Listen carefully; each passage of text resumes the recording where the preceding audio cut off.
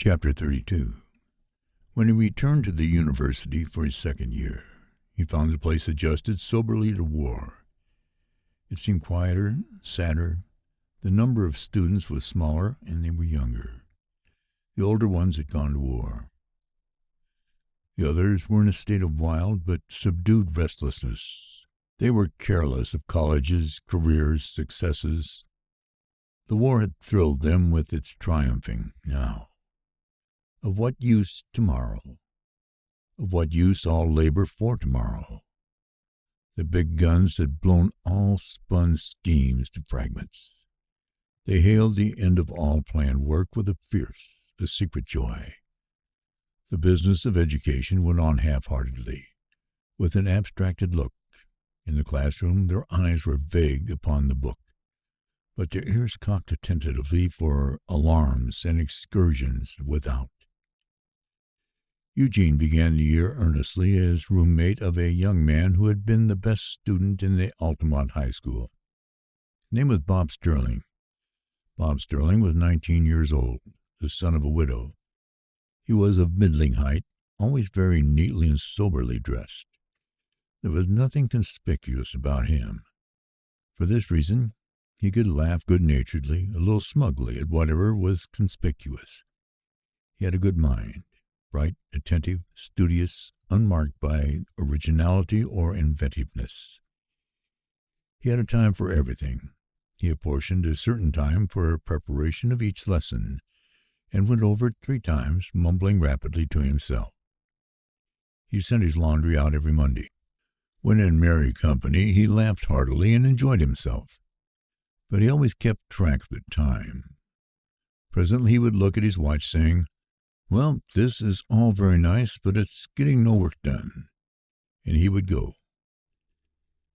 Everyone said he had a bright future. He remonstrated with Eugene with good-natured seriousness about his habits. He ought not to throw his clothes around. He ought not to let his shirts and drawers accumulate in a dirty pile. He ought to have a regular time for doing each lesson. He ought to live by regular hours. They lived in a private dwelling on the edge of the campus, in a large, bright room decorated with a great number of college pennants, all of which belonged to Bob Sterling. Bob Sterling had heart disease. He stood on a landing, gasping, when he had climbed the stairs. Eugene opened the door for him. Bob Sterling's pleasant face was dead white, spotted by pale freckles. His lips chattered and turned blue. "What is it, Bob? How do you feel?" said Eugene. "Come here," said Bob Sterling with a grin. "Put your head down here." He took Eugene's head and placed it against his heart.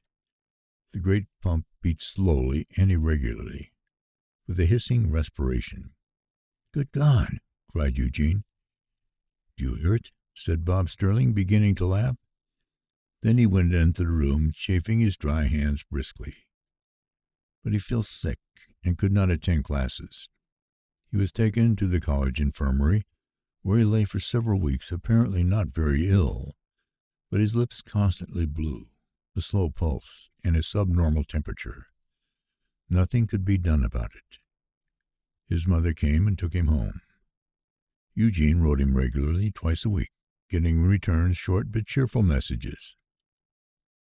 Then one day he died. 2 weeks later, the widow returned to gather together the boy's belongings. Silently she collected the clothing that no one would ever wear. She was a stout woman in her 40s. Eugene took all the pennants from the wall and folded them.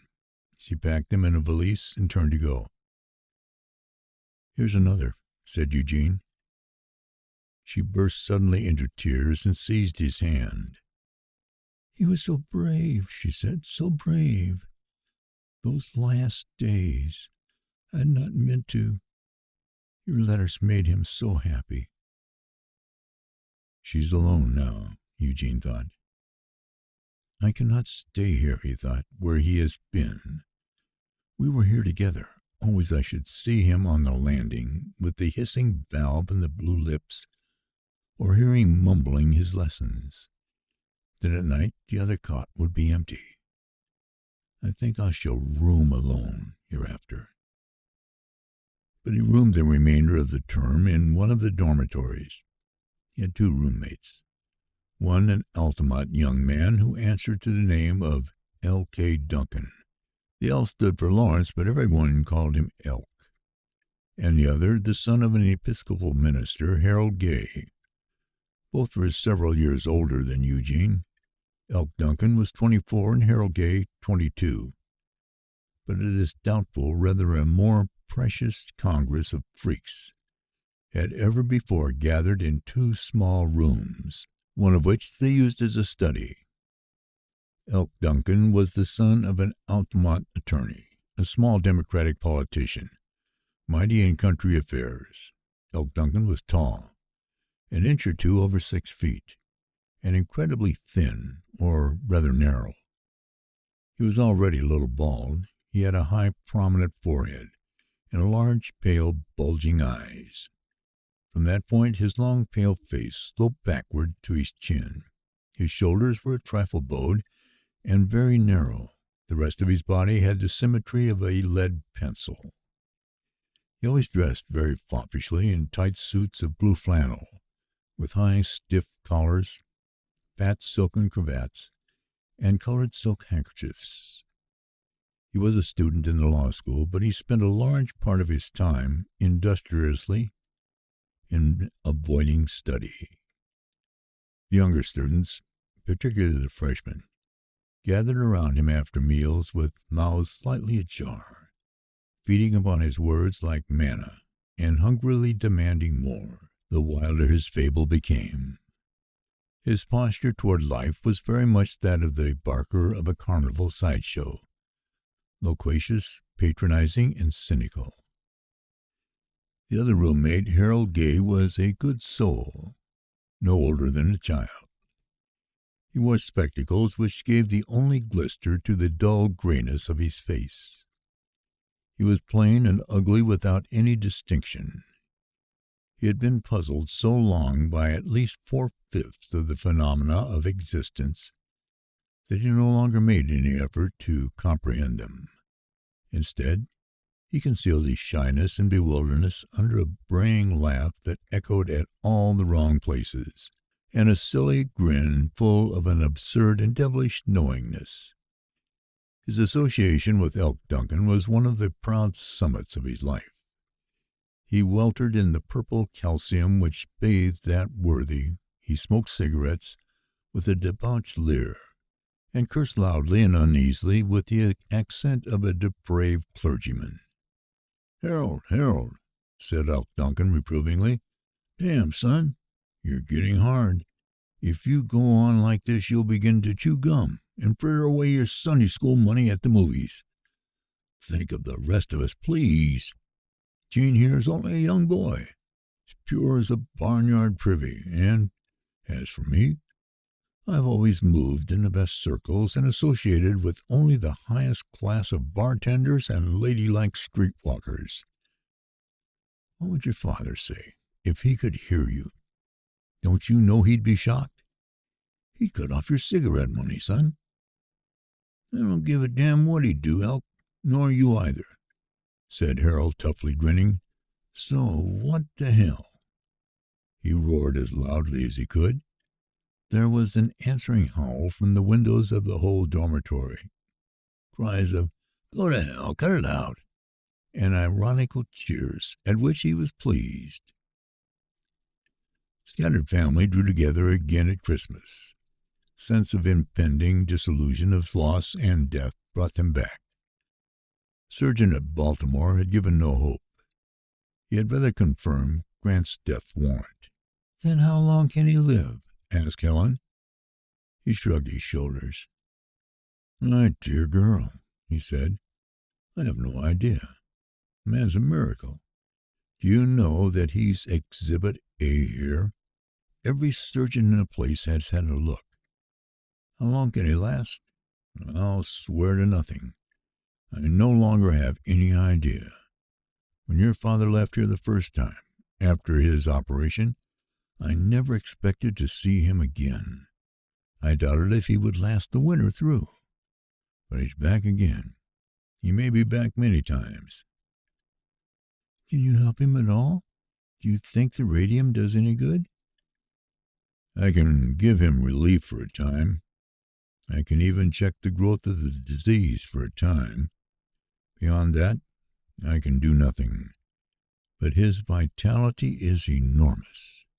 He's a creaking gate which hangs by one hinge, but which hangs nevertheless. Thus she had brought him home, the shadow of his death suspended over them like a Damoclean sword. Fear prowled softly through their brains on leopard feet. Girl lived in a condition of repressed hysteria. It had its outbursts daily at Eliza's or in her own home. Hugh Barton had purchased a house to which he had taken her. "You'll get no peace," she said, "as long as you're near them. That's what's wrong with you now." She had frequent periods of sickness. She went constantly to the doctors for treatment and advice. Sometimes she went to the hospital for several days. Her illness manifested itself in various ways, sometimes in a terrible mastoid pain, sometimes in nervous exhaustion, sometimes in an hysterical collapse in which she laughed and wept by turns, and which was governed partly by Gant's illness and a morbid despair over her failure to bear a child. She drank stealthily at times. She drank in nibbling draught for stimulus, never enough for drunkenness. She drank vile liquids, seeking only the effect of alcohol and getting at it in strange ways through a dozen abominations, called tonics and extracts. Almost deliberately she ruined her taste for the better sort of potable liquors, concealing from herself under the convenient labelings of physic the ugly crawling hunger in her blood. This self-deception was characteristic of her. Her life expressed itself through a series of deceptions, of symbols. Her dislikes, affections, grievances, brandishing every cause but the real one. But unless actually bedridden, she was never absent from her father for many hours. The shadow of his death lay over their lives. They shuddered below its horror, its protracted menace. Its unsearchable enigma deprived them of dignity and courage. They were dominated by the weary and degrading egotism of life, which is blandly philosophical over the death of the alien, but sees in its own the corruption of natural law. It was as hard for them to think of Gant's death as of God's death. It was a great deal harder, because he was more real to them than God. He was more immortal than God. He was God. This hideous twilight into which their lives had passed froze Eugene with its terror and choked him with fury. He would grow enraged after reading a letter from home and pound the grained plaster of the dormitory wall until his knuckles were bloody. They'd taken his courage away, he thought. They have made a whining coward out of him. No, and if I die, no damn family about, blowing their messy breath in your face, snuffing down their messy noses at you, gathering around you till you can't breathe, telling you how well you're looking with hearty smiles and boo-hooing behind your back. Oh, messy, messy, messy death. Shall we never be alone? Shall we never live alone, think alone, live in a house by ourselves alone? Ah, but I shall, alone, alone and far away with falling rain. Then bursting suddenly into the study, he found Elk Duncan, with unaccustomed eye bent dully upon a page of torts. A bright bird held by the stare of that hypnotic snake, the law. Are we to die like rats? He said. Are we to smother in a hole? Damn, said Elk Duncan, folding the big calfskin and cowering defensively behind it. Yes, that's right. That's right. Calm yourself. You are Napoleon Bonaparte, and I'm your old friend, Oliver Cromwell. Harold called help. He killed the keeper and got out. Jane, yelled Harold Gay, hurling a thick volume from him under the spell of Elk's great names. What do you know about history? Who signed the Magna Carta, eh? It wasn't signed, said Eugene. The king didn't know how to write, so they mimeographed it. Correct, roared Harold Gay. Who was Ethelred the Unhealthy? He was the son of Cinderwolf the Silly and Undine the Unwashed, said Eugene. On his Uncle Jasper's side, said Elk Duncan. He was related to Paul the Poxy and Genevieve the Ungenerous. He was excommunicated by the Pope in a bull of the year 903, but refused to be cowed, said Eugene. Instead, he called together all the local clergy, including the Archbishop of Canterbury, Dr. Gay, who was elected Pope, and Elk Duncan. This caused a great schism in the church, but as usual, God was on the side of the greatest number of canons, said Eugene. Later on, the family migrated to California and made its fortune in the gold rush of '49. You boys are too good for me, yelled Harold Gay, getting up abruptly. Come on, who's going to the Pick? The Pick was the only purchasable entertainment that the village afforded steadily. It was a moving picture theater inhabited nightly by a howling tribe of students who rushed down aisles paved with peanut shells through a shrapnel fire of flying goobers, devoting themselves studiously for the remainder of the evening to the unhappy heads and necks of freshmen, and less attentively, but with roars of applause, indignation, or advice, to the poor flickered dance of puppets that wavered its way illegibly across the worn and pleated screen. A weary but industrious young woman with a scrawny neck thumped almost constantly at a battered piano. If she was idle for 5 minutes, the whole pack howled ironically, demanding, "Music, Myrtle, music!" In this strange place, Eugene flourished amazingly. He was outside the pale of popular jealousies. It was quite obvious that he was not safe, that he was not sound, that decidedly he was an irregular person. He could never be an all-around man. Obviously, he would never be governor. Obviously, he would never be a politician, because he said funny things. He was not the man to lead a class or say a prayer. He was a man for curious enterprise. Well, thought they benevolently, we need some such. We are not all made for weighty business. He was happier than he had ever been in his life, and more careless. His physical loneliness was more complete and more delightful. His escape from the bleak horror of disease and hysteria and death impending that hung above his crouched family left him with a sense of aerial buoyancy, drunken freedom. He had come to the place alone, without companions. He had no connections. He had, even now, not one close friend, and his isolation was in his favor. Everyone knew him at sight.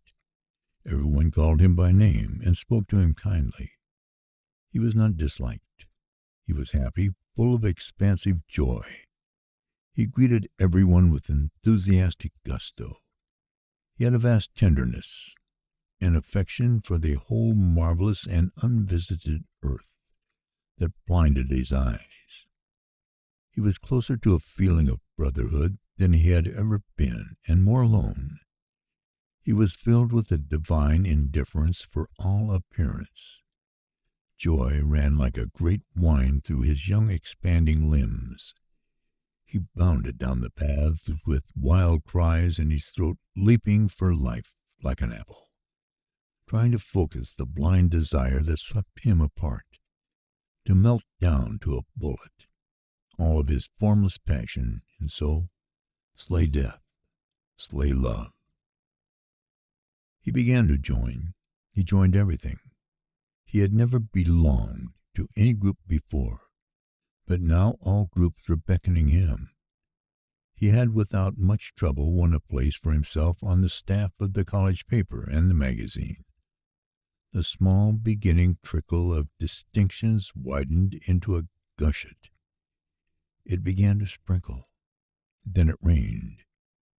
He was initiated into literary fraternities, dramatic fraternities, theatrical fraternities, speaking fraternities, journalistic fraternities, and in the spring into a social fraternity. He reigned enthusiastically, submitted with fanatical glee to the hard mauling of his intuitions, and went about lame and sore, more pleased than a child or savage, with colored ribbons in his coat lapel, and a waistcoat plastered with pins, badges, symbols, and Greek letterings. But not without labor had his titles come. The early autumn was lusterless and slack. He could not come from the shadow of Laura. She haunted him. When he went home at Christmas, he found the hills bleak and close, and the town mean and cramped in the grim stinginess of winter. There was a ludicrous, a desperate gaiety in the family. "Well," said Eliza sorrowfully as she peered above the stove, "let's all try to be happy this time and enjoy a quiet Christmas. You never know. You never know." She shook her head, unable to continue. Her eyes were wet. "It may be the last time we're all together. The old trouble, the old trouble," she said hoarsely, turning to him. "What old trouble?" he said angrily. "Good God, why are you so mysterious?" "My heart," she whispered with a brave smile. "I've said nothing to anyone, but last week I thought I was gone." This was delivered in a boding whisper. "Oh, my God," he groaned. "You'll be here when the rest of us are rotten." Helen burst into a raucous, angry laugh, looking at his sullen face and prodding him roughly with her big fingers. "KKKKKKK. Did you ever know it to fail, did you? If you came to her with one of your kidneys gone, she's always got something worse the matter with her. No, sir, I've never known it to fail." You may laugh," said Eliza with a smile of watery bitterness, "but I may not be here to laugh at much longer." "Good heavens, Mamma," the girl cried irritably, "there's nothing wrong with you. You're not the sick one. Papa's the sick one. He's the one that needs attention. Can't you realize that? He's dying. He may not last the winter out. I'm the sick one. You'll be here long after we're both gone." "You never know," said Eliza mysteriously. "You never know who'll be the first one to go. Only last week there was Mr. Cosgrove, as fine a looking man as—" "They're off," Eugene screamed with a crazy laugh, stamping up and down the kitchen in a frenzy. "By God, they're off." At this moment, one of the aged harpies, of whom the house always sheltered 2 or 3 during the grim winter, lurched from the hall back into the door space. She was a large, raw-boned hag, a confirmed drug-eater, who moved by a violent and dissonant jerking of her gaunt limbs, pawing abruptly at the air with a gnarled hand. "Mrs. Gant," said she, writhing her loose gray lips horribly before she could speak, "did I get a letter? Have you seen him?" "Seen who? Go on," said Eliza fretfully. "I don't know what you're talking about, and I don't believe you do either." Smiling hideously at them all and pawing the hair, the monster got under her way again, disappearing like an old wagon with loose wheels.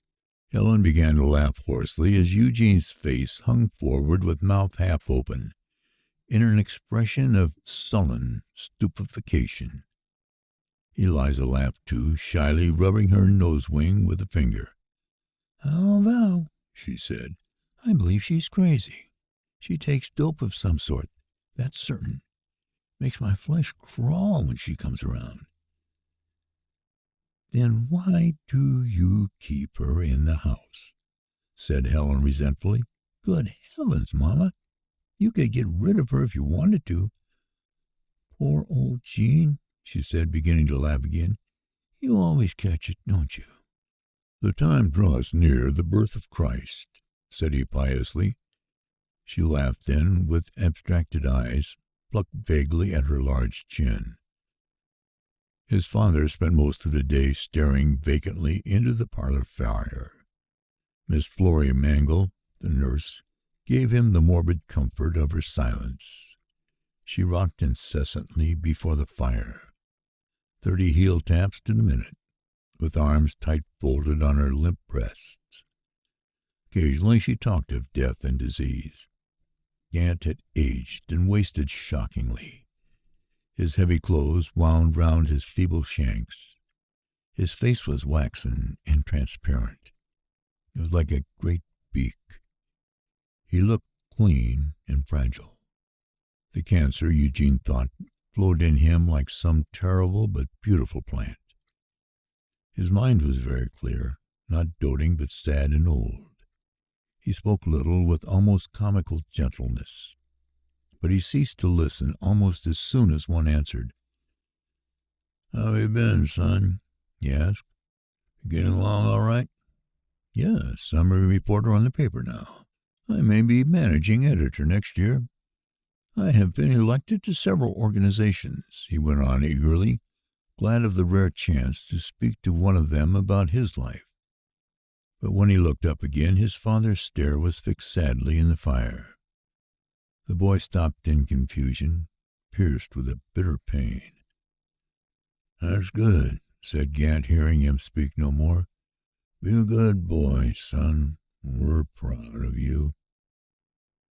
Ben came home 2 days before Christmas. He prowled through the house like a familiar ghost. He had left the town early in the autumn, after his return from Baltimore.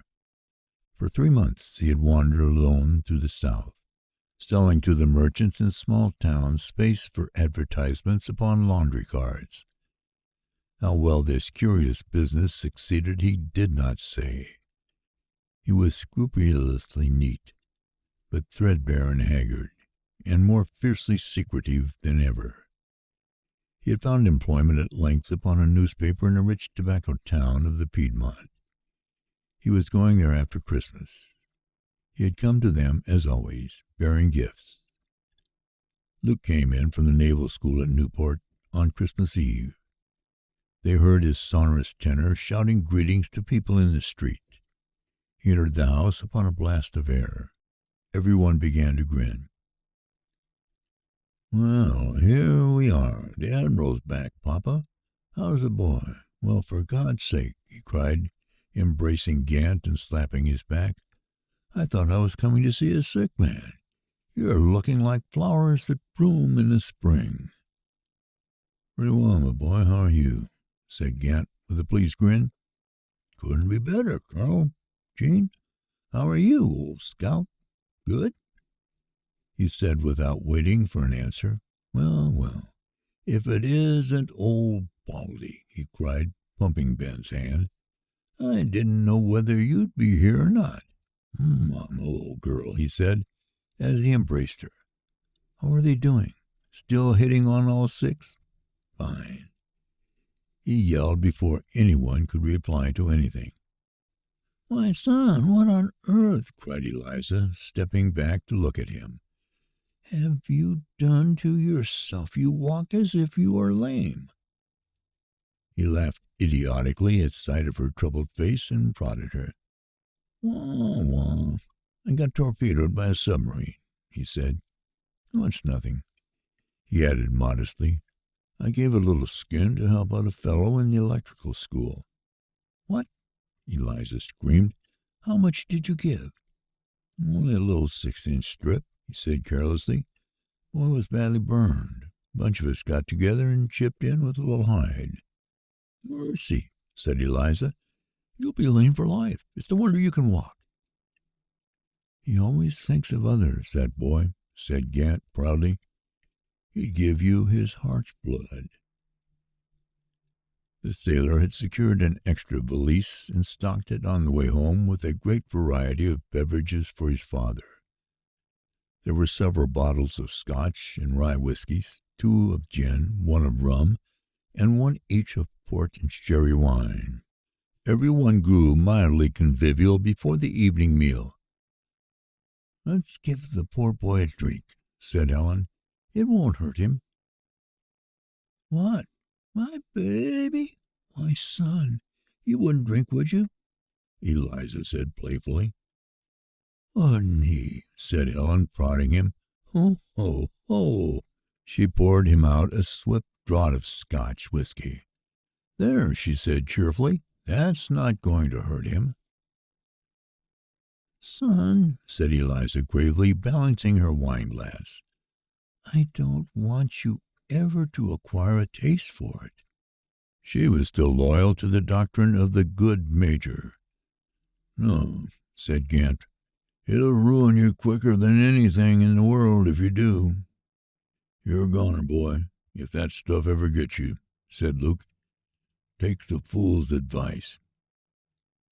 They lavished fair warnings on him as he lifted his glass. He choked as the fire stuff caught in his young throat, stopping his breath for a moment and making him tearful. He had drunk a few times before, minute quantities that his sister had given him at Woodson Street. Once, with Jim Trivett, he had fancied himself tipsy. When they had eaten, they drank again. He was allowed a small one. Then they all departed for town to complete their belated shopping. He was left alone in the house. What he had drunk beat pleasantly through his veins in warm pulses, bathing the tips of ragged nerves, giving him a feeling of power and tranquility he had never known. Presently he went to the pantry where the liquor was stored. He took a water tumbler and filled it experimentally with equal portions of whiskey, gin, and rum. Then, seating himself at the kitchen table, he began to drink the mixture slowly. The terrible draught smote him with the speed and power of a man's fist. He was made instantly drunken, and he knew instantly why men drink. It was, he knew, one of the great moments in his life. He lay greedily watching the mastery of the grape over his virgin flesh, like a girl for the first time in the embrace of her lover. And suddenly he knew how completely he was his father's son. How completely, and with what added power and exquisite refinement of sensation, was he Gantian. He exulted in the great length of his limbs and his body, through which the mighty liquor could better work its wizardry. In all the earth there was no other like him, no other fitted to be so sublimely and magnificently drunken. It was greater than all the music he had ever heard. It was as great as the highest poetry. Why had he never been told? Why had no one ever written adequately about it? Why, when it was possible to buy a god in a bottle and drink him off and become a god oneself, were men not forever drunken? He had a moment of great wonder, the magnificent wonder with which we discover the simple and unspeakable things that lie buried and known, but unconfessed in us. So might a man feel if he wakened after death and found himself in heaven.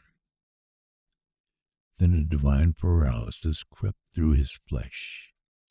His limbs were numb, his tongue thickened until he could not bend it in the cunning sounds of words. He spoke aloud, repeating difficult phrases over and over, filled with wild laughter and delight at his effort. Behind his drunken body, his brain hung poised like a falcon, looking on him with scorn, with tenderness, looking on all laughter with grief and pity.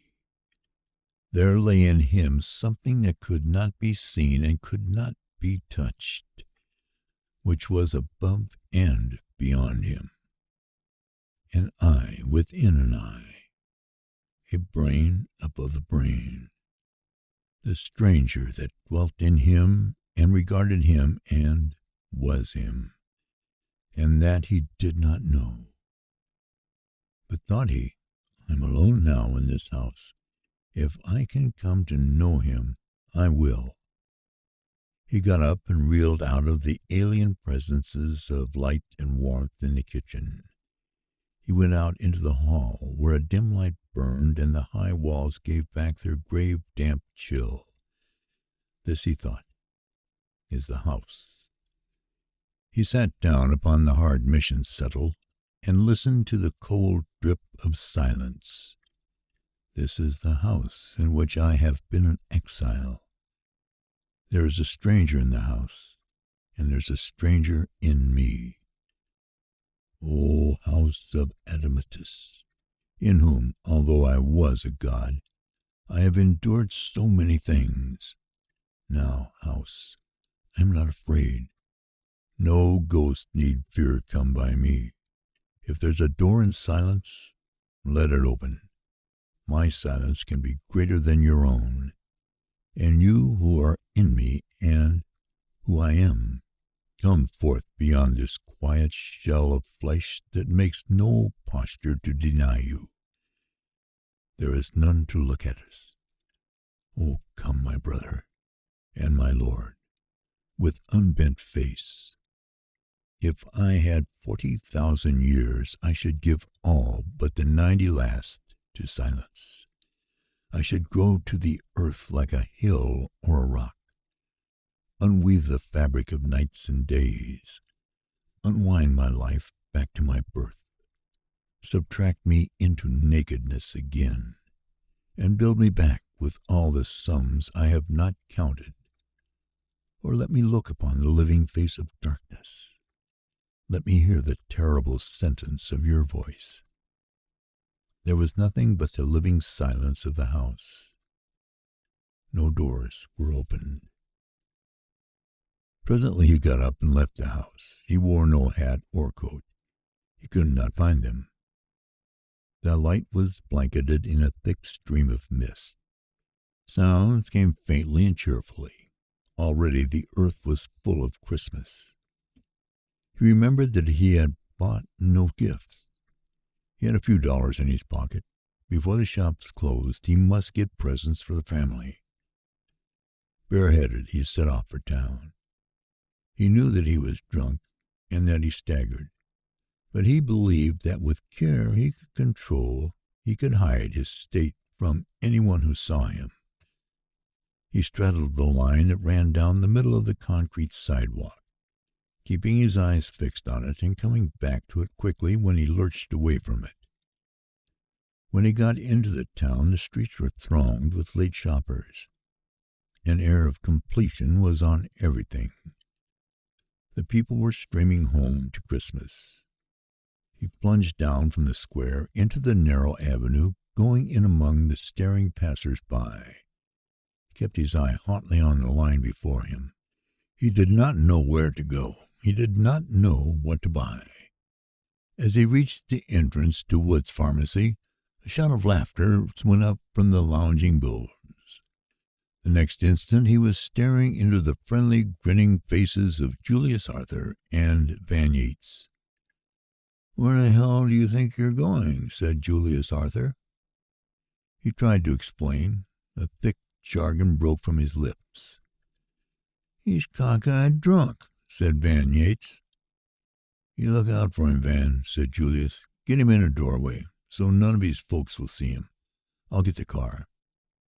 Van Yeats propped him carefully against the wall. Julius Arthur ran swiftly into Church Street and drew up in a moment at the curb. Eugene had a vast inclination to slump carelessly upon the nearest support. He placed his arms around their shoulders and collapsed. They wedged him between them on the front seat, somewhere bells were ringing. Ding dong, he said very cheerfully. Christmas, they answered with a wild yell of laughter.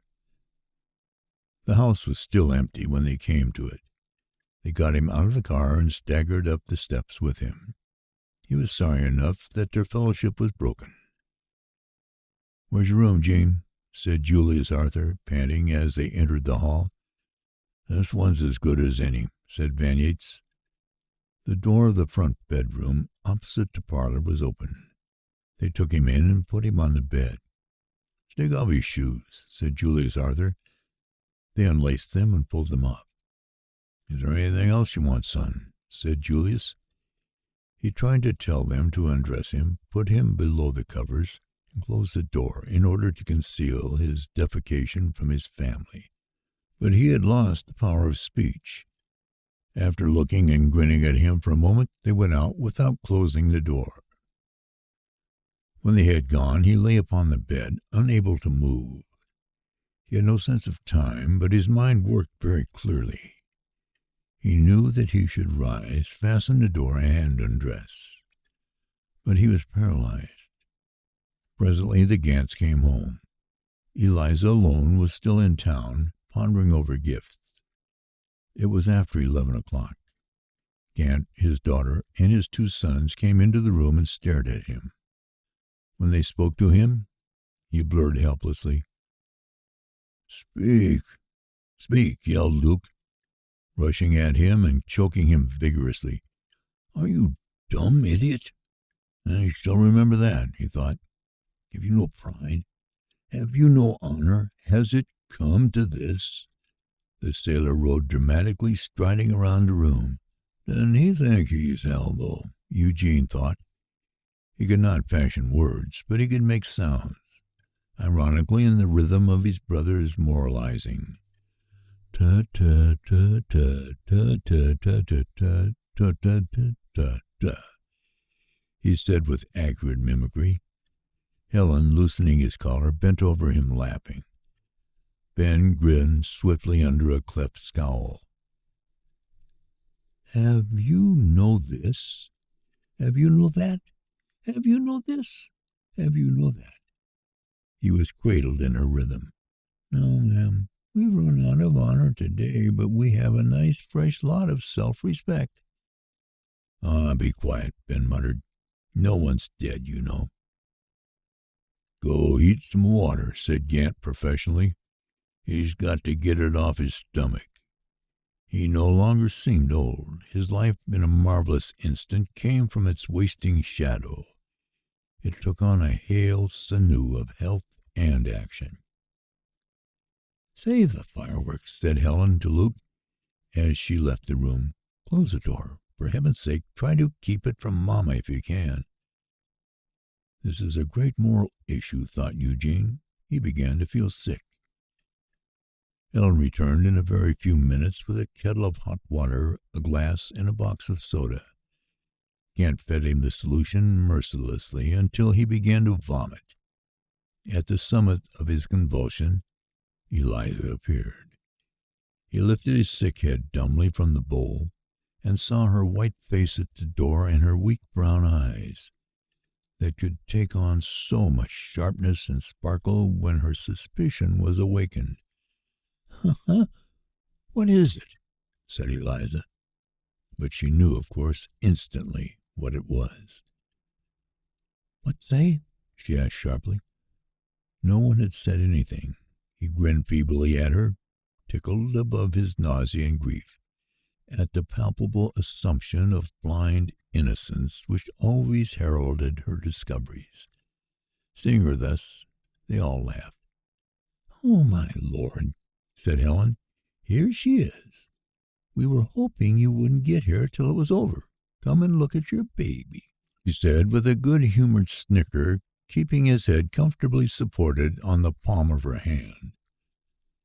"How do you feel now, son?" Gant asked kindly. "Better," he mumbled, discovering with some elation that his vocal paralysis was not permanent. "Well, you see," Helen began kindly enough, but with a brooding satisfaction, "it only goes to show we're all alike. We all like it. It's in our blood." "That awful curse," Eliza said. "I had hoped that I might have one son who might escape it. It seems," she said, bursting into tears, "as if a judgment were on us, the sins of the fathers." "Oh, for heaven's sake," Helen cried angrily, "stop it. It's not going to kill him. He'll learn a lesson from it." Gant gnawed his thin lip and wetted his great thumb in the old manner. "You might know," he said, "that I'd get the blame for it. Yes, if one of them broke a leg, it would be the same." "There's no sure thing," said Eliza. "None of them ever got it from my side of the house. Say what you will, his grandfather, Major Pentland, never in his life allowed a drop in his house." "Major Pentland be damned," said Gant. "If you'd depended on him for anything, you'd have gone hungry." "Certainly," thought Eugene, "you'd have gone thirsty." "Forget it," said Helen. "It's Christmas. Let's try to have a little peace and quiet once a year." When they had left him, the boy tried to picture them lulled in the dulcet tranquillity they so often invoked. Its effects, he thought, would be more disastrous than any amount of warfare. In the darkness, everything around and within him swam hideously. But presently he slid down into a pit of distressed sleep. Everyone agreed on a studious forgiveness. They stepped with obtrusive care around his fault, filled pleasantly with Christmas and mercy. Ben scowled at him quite naturally. Helen grinned and prodded him. Eliza and Luke surrendered themselves to sweetness, sorrow, and silence. Their forgiveness made a loud noise in his ears. During the morning, his father asked him to come for a walk. Gant was embarrassed and hangdog. A duty of general admonishment devolved upon him. He had been counseled to it by Helen and Eliza. Now no man in his time could carry on in the big bow-wow style greater than Gant, but none was less fitted to scatter the blossoms of sweetness and light. His wrath was sudden. His invective sprang from the moment, but he had for this occasion no thunderbolts in his quiver, and no relish for the business before him. He had a feeling of personal guilt. He felt like a magistrate finding for intoxication a culprit with whom he has been on a spree the night before. Besides, what if the bucolic strain in him had been passed on to his son? They walked on in silence across the square by the rimmed fountain. Gant cleared his throat nervously several times. "Son," he said presently, "I hope you'll take last night as a warning. It would be a terrible thing if you let whiskey get the best of you. I'm not going to speak harshly to you about it. I'll hope you learn a lesson by it. You had better be dead than become a drunkard." There, he was glad it was over. "I will," Eugene said. He was filled with gratitude and relief. How good everyone was. He wanted to make passionate avowals, great promises. He tried to speak, but he couldn't. There was too much to be said. But they had their Christmas, beginning thus with parental advice and continuing through all the acts of contrition, love, and decorum. They put on, over their savage lives, the raiment of society, going diligently through the forms and conventions, and thinking, now we are like all other families. But they were timid and shy and stiff, like rustics dressed in evening clothes. But they could not keep silence. They were not ungenerous or mean. They were simply not bred to any restraint. Helen veered in the wind of hysteria the strong, uncertain tides of her temperament. At times, when before her own fire, her vitality sank and she heard the long howl of the wind outside, she almost hated Eugene. It's ridiculous, she said to Luke, his behaving like this. He's only a kid. He's had everything. We've had nothing. You see what it's come to, don't you? His college education has ruined him, said the sailor, not unhappy that his candle might burn more brightly in a naughty world. Why don't you speak to her? She said irritably. She may listen to you. She won't to me. Tell her so. You've seen how she rubbed it in poor old Papa, haven't you? Do you think that old man, sick as he is to blame? Jean's not a Gant, anyway. He takes after her side of the house. He's queer, like all of them. We're Gants, she said with a bitter emphasis. There was always some excuse for Papa, said the sailor. He's had a lot to put up with. All his convictions and family affairs had been previously signed with her approval. I wish you'd tell her that. With all his moping into books, he's no better than we are. If he thinks he's going to lord over me, he's mistaken.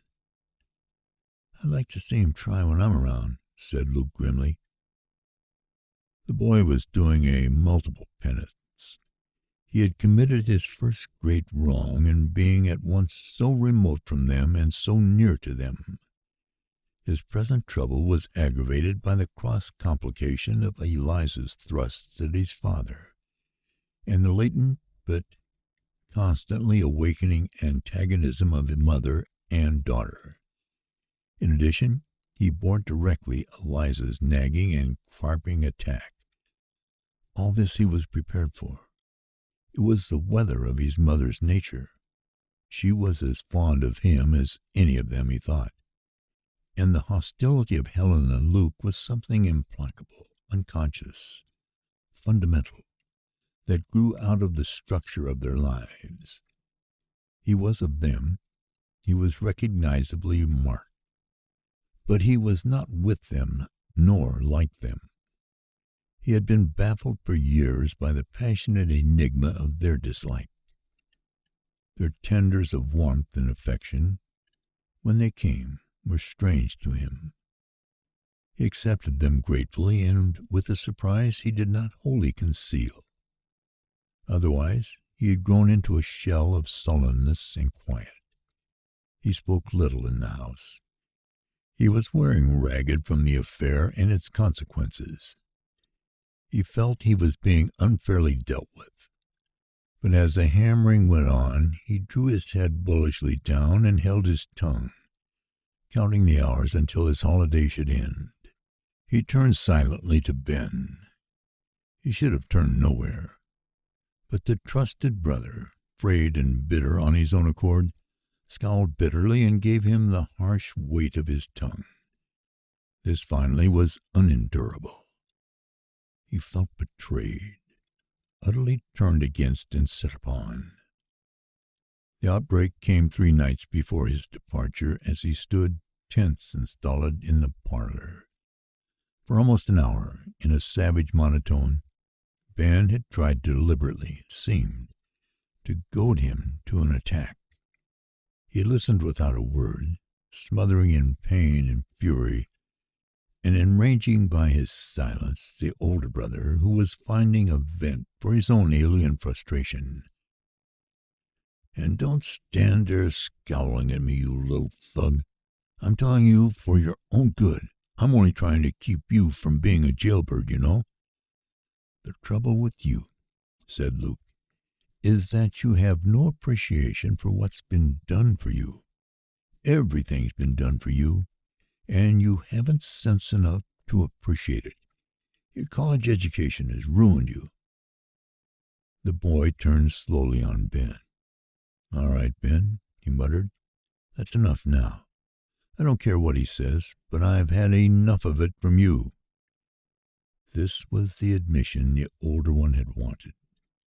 They were all in very chafed and ugly temper. Don't talk back to me, you little fool, or I'll bat your brains out.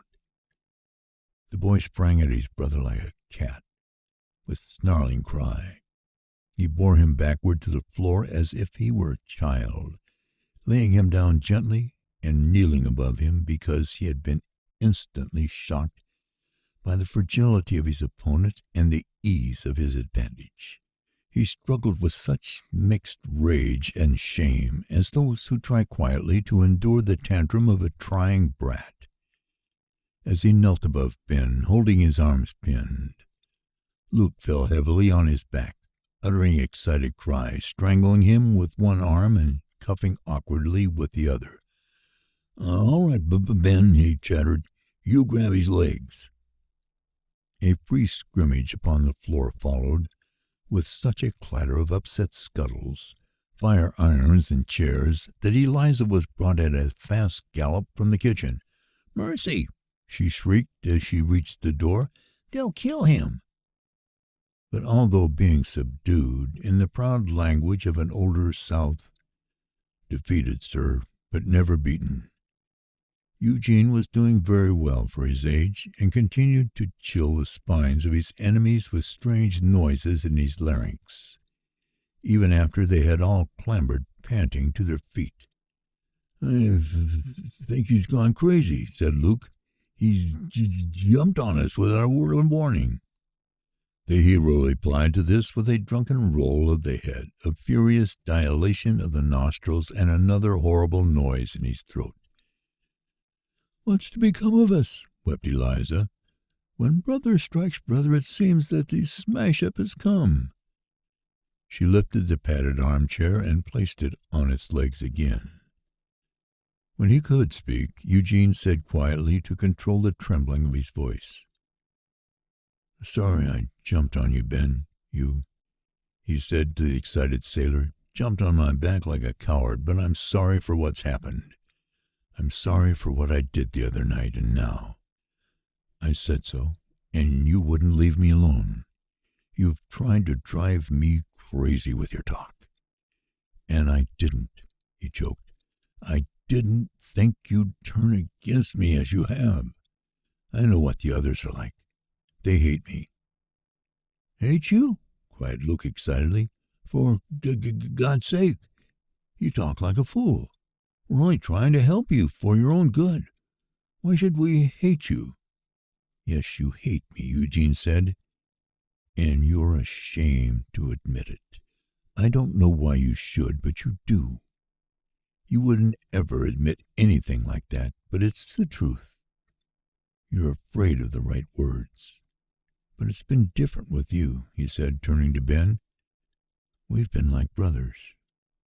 And now you've gone over against me." Ben muttered, turning away nervously. "You're crazy. I don't know what you're talking about." He lighted a cigarette, holding the match in a hand that trembled. But although the boy had used a child's speech of woe and resentment, they knew there was a core of truth in what he had said. Children, said Eliza sadly. "We must try to love one another. Let's try to get along together this Christmas. What time's left? It may be the last one we'll ever have together."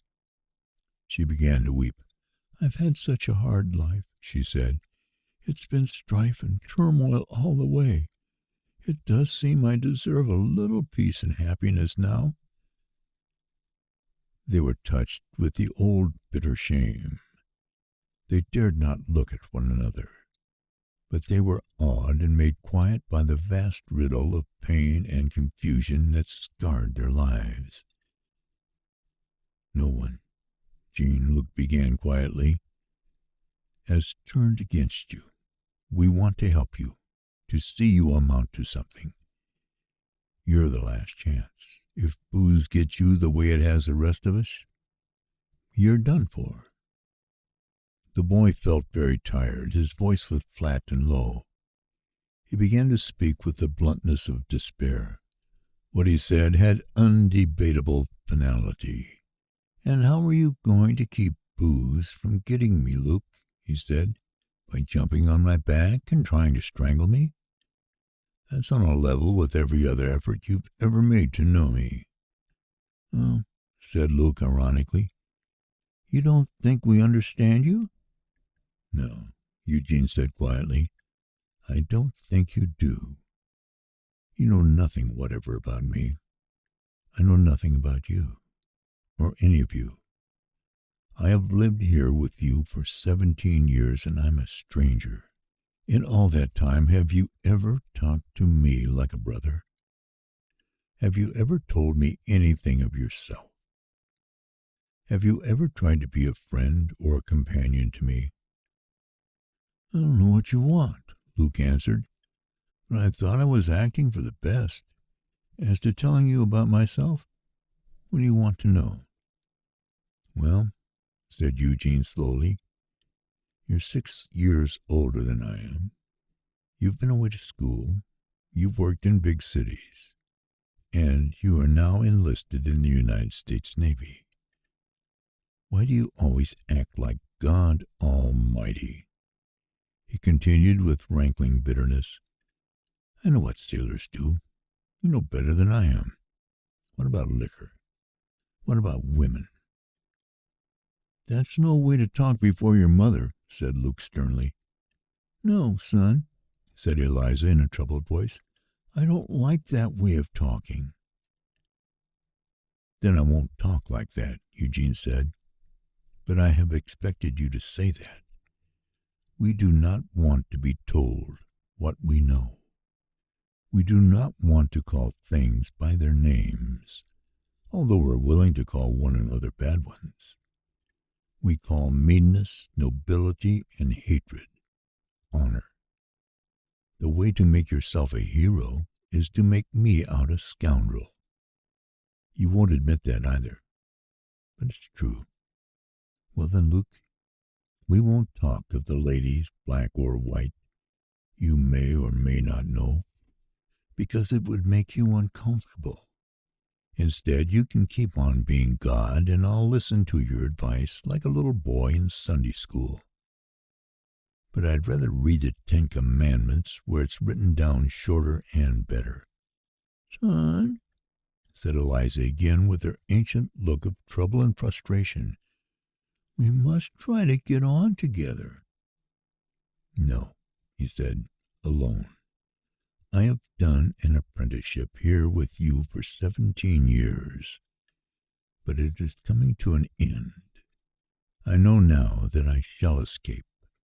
I know that I have been guilty of no great crime against you, and I am no longer afraid of you. My boy, said Eliza, we've done all we could for you. What crime have we accused you of? Of breathing your air, of eating your food, of living under your roof, of having your life and your blood in my veins, of accepting your sacrifice and privation, and of being ungrateful for it all.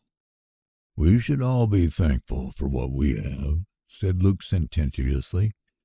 Many a fellow would give his right eye for the chance you've been given. I have been given nothing, said Eugene, his voice mounting with a husky flame of passion. I'll go bent over no longer in this house. What chance I have I've made for myself in spite of you all, and over your opposition. You sent me away to the university when you could do nothing else, when it would have been a crying disgrace to you among the people in this town if you hadn't. You sent me off after the Leonards had cried me up for 3 years, and then sent me a year too soon, before I was 16, with a box of sandwiches, 2 suits of clothes, and instructions to be a good boy. I sent you some money, too, said Luke. Don't forget that. I'd be the only one who would if I did, the boy answered. For that is really what is behind everything, isn't it? My crime the other night was not in getting drunk, but in getting drunk without any money of my own. If I did badly at the university with money of my own, you dare say nothing. But if I do well on money you gave me, I must still be reminded of your goodness and my unworthiness. Why, son, said Eliza diplomatically, No one has a word to say against the way you've done your work. We're very proud of you. You needn't be, he said sullenly. I've wasted a great deal of time and some money, but I've had something out of it. More than most. I've done as much work for my wages as you deserve. I've given you a fair value for your money. I thank you for nothing. What's that? What's that? Said Eliza sharply. I said I thank you for nothing. But I take that back. That's better, said Luke. Yes, I've a great deal to give thanks for, said Eugene. I give thanks for every dirty lust and hunger that crawled through the polluted blood of my noble ancestors. I give thanks for every scrofulous token that may ever come upon me. I give thanks for the love and mercy that kneaded me over the washtub the day before my birth.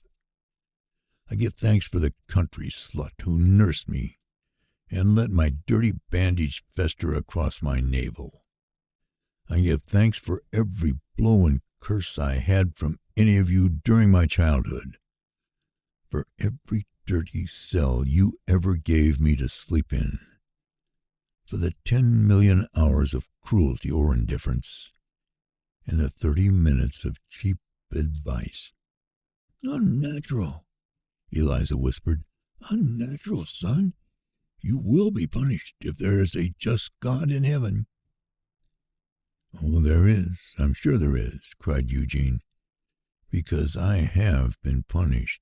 By God, I shall spend the rest of my life getting my heart back, healing and forgetting every scar you put upon me when I was a child. The first move I ever made, after the cradle, was to crawl for the door, and every move I have made since has been an effort to escape. And now, at last, I am free from you all, although you may hold me for a few years more. If I am not free, I am at least locked up in my own prison. But I shall get me some beauty. I shall get me some order out of this jungle of my life. I shall find my way out of it yet, though it take me 20 years more. Alone. Alone? Said Eliza with the old suspicion. Where are you going? Oh, he said. You were not looking, were you? I've gone.